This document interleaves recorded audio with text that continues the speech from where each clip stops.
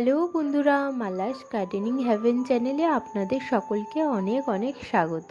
আশা করি আপনারা সবাই অনেক ভালো রয়েছেন। আমিও অনেক ভালো রয়েছি, সাথে সাথে বাগানের কাজে ব্যস্ত রয়েছি। আজকে হলো শুক্রবার, তাই সকাল সকাল সমস্ত কাজকর্ম সেরে চলে এসেছি ছাদে। আর এই দিকে দেখুন, নিয়ে এসেছি রান্নাঘর থেকে বেশ কিছু লঙ্কার দানা। বাজার থেকে যে লঙ্কা কিনে নিয়ে আসা হয়েছিল, শুকনো লঙ্কা, সেগুলি সবই খাওয়া হয়ে গিয়েছে। আর এইগুলি একদম নিচে এই দানাগুলি পড়েছিল। ভাবলাম এইগুলো থেকেই চারা তৈরি করে নিই। লঙ্কার গাছ খুব সহজেই এই দানা থেকে হয়ে যায়। আর এই যে লঙ্কাগুলি গাছ দানা থেকে যদি আপনারা গাছ তৈরি করতে পারেন, তাহলে এই লঙ্কায় প্রচুর ঝাল হয়। এই দেখুন, লঙ্কার দানাগুলিকে পরিষ্কার করে নিয়ে কোকোপিটের উপরে ভালোভাবে ছড়িয়ে দিলাম। আচ্ছা, আপনারা যদি চান তাহলে এই দানাগুলিকে 12 ঘন্টা জলে ভিজিয়ে রেখে তারপরে এইভাবে ছড়িয়ে দিতে পারেন। তাতে কি হয়, জার্মিনেশন প্রচুর ফাস্ট হয়ে যায়, খুব তাড়াতাড়ি চারা বেরোয়। আর এবার কোকোপিট আর বালির একটি মিশ্রণ দিয়ে সমস্ত দানাগুলিকে ওপর থেকে ঢাকা দিয়ে দিলাম। এবার এর মধ্যে দিয়ে দেব জল। জলগুলি একবারে ঢেলে না দিয়ে এইভাবে হাত দিয়ে আস্তে আস্তে করে ছিটিয়ে ছিটিয়ে দেব।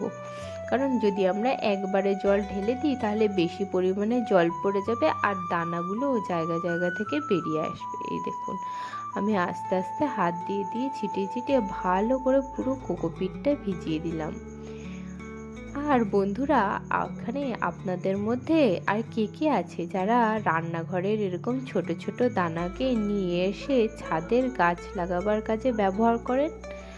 আমাকে কমেন্টে অবশ্যই জানাবেন। আর এই দিকে দেখুন, এই দানাগুলিকে নিয়ে গিয়ে রেখে দেবো যেখানে বাগানের সব থেকে বেশি রোদ্দুর পড়ে।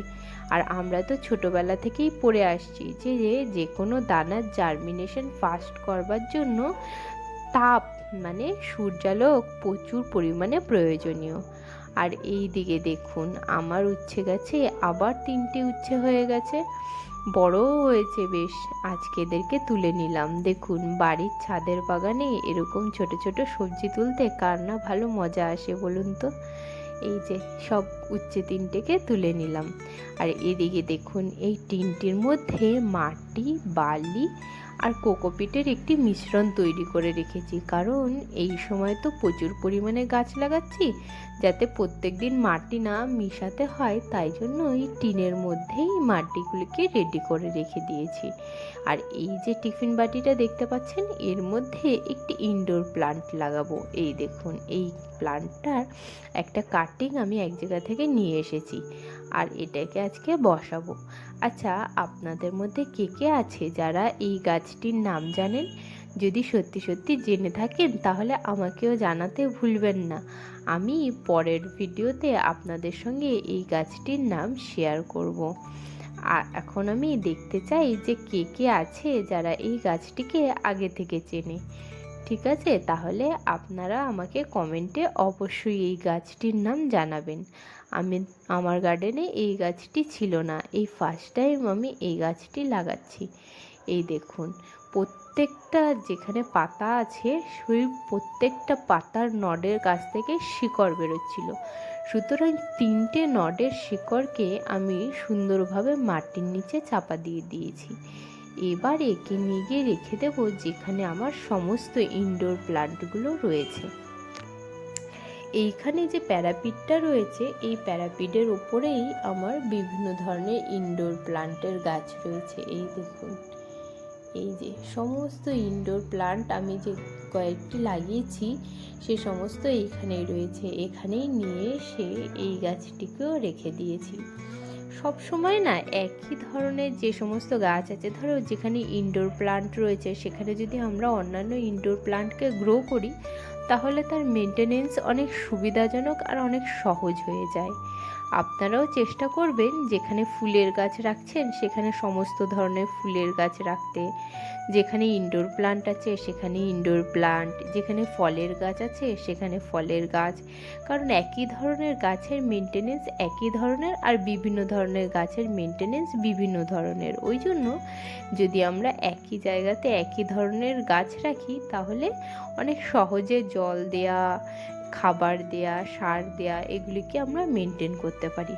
আর এই দিকে দেখুন একটি অ্যাডেনিয়াম গাছের কাটিং নিয়ে এসেছি, সেটাকেও আজকে বসাবো।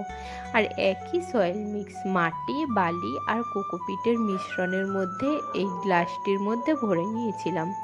এবার তার মধ্যেই এই গাছটিকে বসিয়ে দিলাম, দিয়ে গোড়াটিকে ভালো করে চেপে নিয়ে আর জল দিয়ে দেব।